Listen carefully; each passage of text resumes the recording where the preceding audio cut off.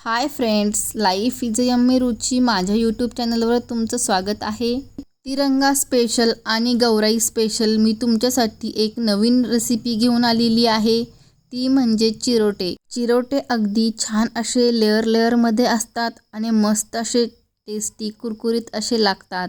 अगदी छान असे खुसखुशीत चिरोटे कसे बनवायचे, चला तर मग आपण हे रेसिपीमध्ये पाहूया। त्याआधी तुम्ही माझ्या चॅनलला सबस्क्राईब केले नसेल तर पटकन सबस्क्राईब करा आणि बाजूची बेल आयकॉन क्लिक करा।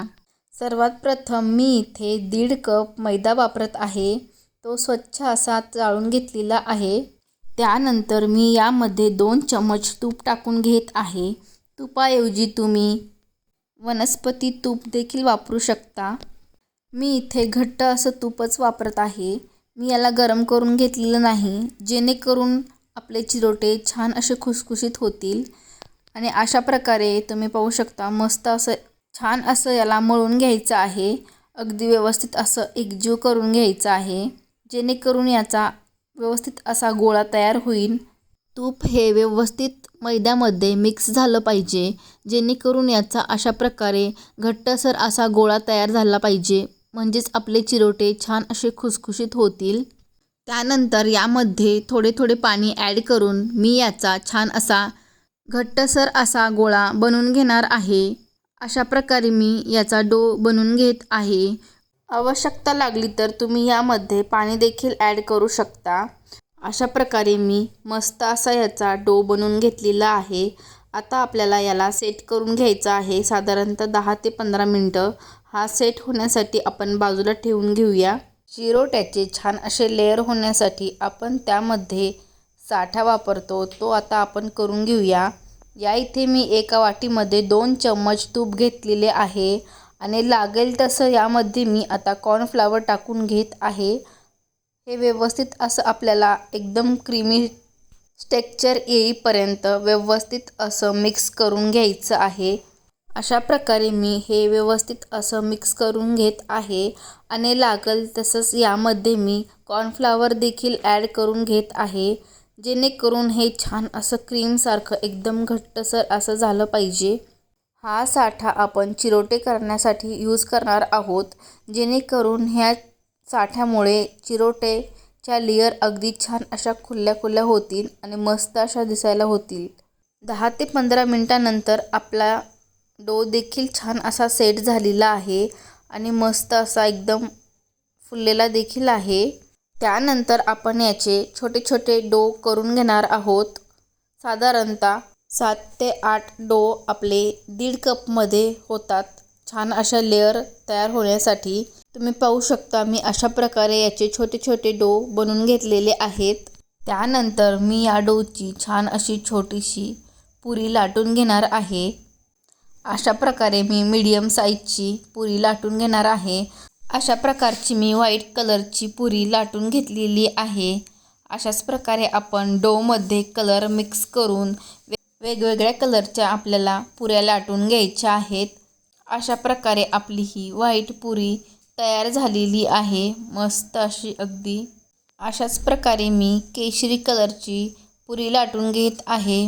यामध्ये मी थोडासा कलर टाकून हा कलर डोमध्ये व्यवस्थित असा मिक्स करून घेत आहे आणि याची आता पुरी लाटून घेत आहे। त्याचप्रमाणे मी हिरव्या कलरची देखील अशा प्रकारे मी डोमध्ये मिक्स करून पुरी लाटून घेत आहे। अशा प्रकारे आपले व्हाईट कलर, ग्रीन कलर आणि ऑरेंज कलर या तिन्ही कलरच्या पुऱ्या ह्या लाटून झालेल्या आहेत। त्यानंतर मी इथे पीठ लावून घेतलेलं आहे आणि केशरी कलरची पोळी इथे ठेवून घेतलेली आहे आणि आपण जो साठा केलेला होता तो आता सर्व बाजूंनी मी पसरून घेणार आहे। अशा प्रकारे हा साठा व्यवस्थित असा मी पसरून घेतलेला आहे। त्यानंतर आपण यावरती दुसरी लेअर ठेवून घेणार आहोत आणि त्यावरती थोडं हलक्या हाताने प्रेस करून घेणार आहोत आणि तशाच प्रकारे यावरती साठा देखील आपण लावून घेणार आहोत। अगदी व्यवस्थित असा हा साठा आपल्याला लावून घ्यायचा आहे आणि व्यवस्थित असा पसरून देखील घ्यायचा आहे। त्यानंतर मी यावरती पांढऱ्या कलरची लेअर टाकून घेणार आहे, जेणेकरून आपल्याला हे चिरोट्याचा कलर तिरंग्यासारखा दिसला पाहिजे, त्यामुळे मी पांढऱ्या कलरची पुरी टाकून घेतलेली आहे आणि त्यावरती देखील मी साठा अशा प्रकारे लावून घेत आहे. अगदी व्यवस्थित असा मी साठा यावरती लावून घेतलेला आहे. पांढऱ्या कलरची लेअर टाकून घेतलेली आहे, त्यावरती देखील मी साठा लावून घेत आहे. त्यानंतर परत मी यावरती पांढऱ्या कलरचीच पोळी टाकून घेत आहे आणि त्यावरती सेम प्रोसेसने आपण साठा लावून घेणार आहोत. साठा लावून झाल्यानंतर मी यावरती ग्रीन कलरची पोळी टाकून घेत आहे आणि त्यावरती देखील आपल्याला साठा लावून घ्यायचा आहे. अशा प्रकारे मी साठा लावून परत एक ग्रीन पोळी ठेवून घेतलेली आहे आणि त्यावरती आपल्याला आता व्यवस्थित असं प्रेस करून घ्यायचं आहे आणि मी वरच्या बाजूने देखील याला साठा लावून याचा आता रोल करून घेत आहे. अशा पद्धतीने आपल्याला याचा गोल रोल बनवून घ्यायचा आहे. व्यवस्थित असा प्रेस करून हलक्याशा हाताने याला रोल करून घ्यायचा आहे आणि व्यवस्थित याला स्प्रेड करून घ्यायचा आहे. अशा प्रकारे मी याचा रोल बनवून घेतलेला आहे आणि तो आता व्यवस्थित असा सेट करून घेत आहे. अशा प्रकारे मी हा रोल व्यवस्थित असा सेट करून घेतलेला आहे आणि आता आपल्याला याचे बारीक बारीक असे कट करून घ्यायचे आहेत. अशा प्रकारे मी याची आता कट करून घेत आहे.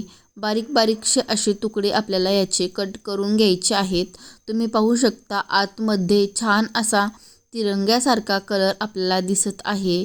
अगदी छान असे याचे मी आता पीस कट करून घेत आहे. अशा प्रकारे मी सर्व पीसेस मी अशा आकारामध्ये कट करून घेतलेले आहेत. मस्त असा तिरंग्याचा याला कलर आलेला आहे, अगदी छान असा.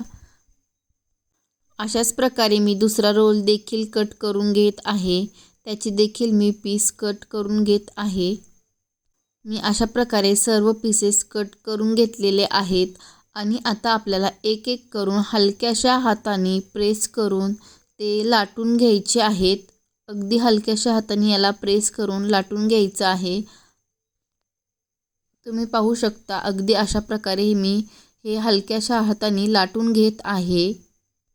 अशा प्रकारे आपल्याला सर्व चिरोटे हे लाटून घ्यायचे आहेत अगदी हलक्याशा हाताने. तुम्ही पाहू शकता अशा प्रकारे मी सर्व चिरोटे हे लाटून घेतलेले आहेत.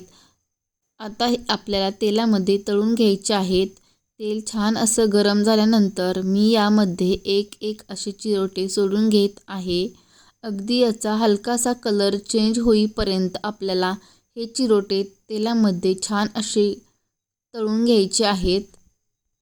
गॅस हा अगदी मीडियम फ्लेमवर राहू द्यायचा आहे आणि अगदी छान असे चिरोटे हे तळून घ्यायचे आहेत. तुम्ही पाहू शकता मस्त असे चिरोटे तळून हे वर येत आहेत. मस्त असे चिरोटे फुललेले देखील आहेत आणि त्याच्या लेअर देखील छान अशा झालेल्या आहेत. अशा प्रकारे मस्त असे चिरोटे तळालेले आहेत. अगदी छान असे फुलून वर देखील आलेले आहेत आणि हे आपल्याला चिरोटे आता तेलामधून बाहेर काढून घ्यायचे आहेत. अशा प्रकारे मस्त असे आपले चिरोटे तयार झालेले आहेत.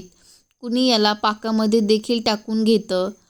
आपण यावरती शुगरचं पावडर टाकून घेणार आहोत. मी यावरती साखरेचं बारीक केलेलं पावडर टाकून घेत आहे. अशा प्रकारे मी शुगरचं पावडर यावरती टाकून घेत आहे.